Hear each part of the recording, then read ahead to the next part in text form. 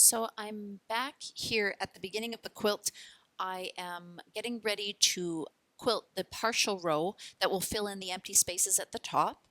How I'm going to do that is by marking on the plastic where the top edge of the quilt is. So I'm going to line up my needle with my basting stitch and I'm going to drift across and I'm going to mark that line back here on the plastic.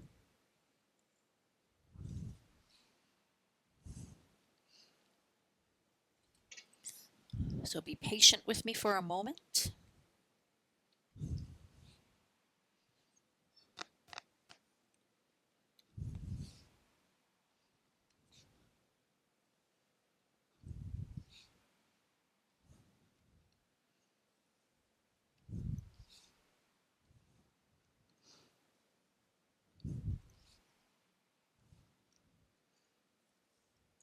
Now, a lot of people ask me at this point, why don't I just take a ruler and draw a straight line across?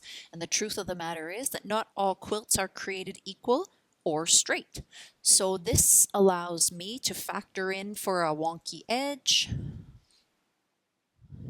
or even an odd shaped quilt. But this keeps me accurate to the actual quilt that's on the frame.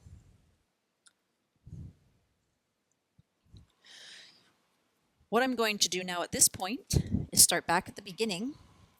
I'll stitch each of these lighter colored designs, and rather than severing my thread after each design, I'm going to travel horizontally in my basting stitch. I've already got a sewing line there, and then I'll just jump back in and stitch the next portion of the design. Again, I'll travel horizontally and then jump back in until I've filled all those empty spaces all the way across the quilt.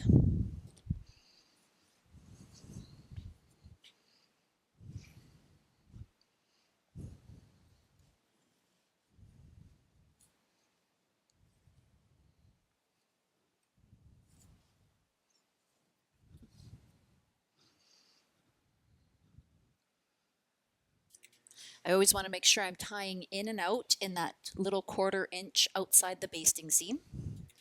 That way all my tie-ins and tie-outs will be hidden in my binding.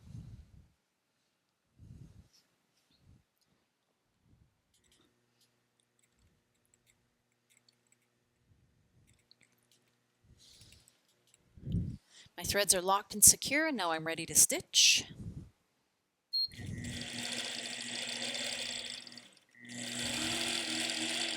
There you go. See, I'm traveling on the horizontal. I'm going to jump back in, do that portion of the design, and head to the left.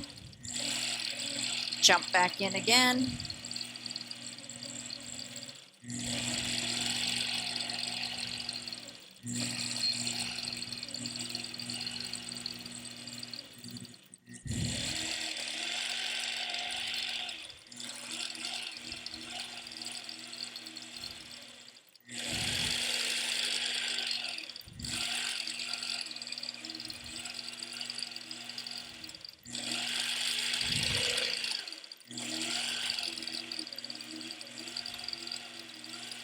And here comes the last one.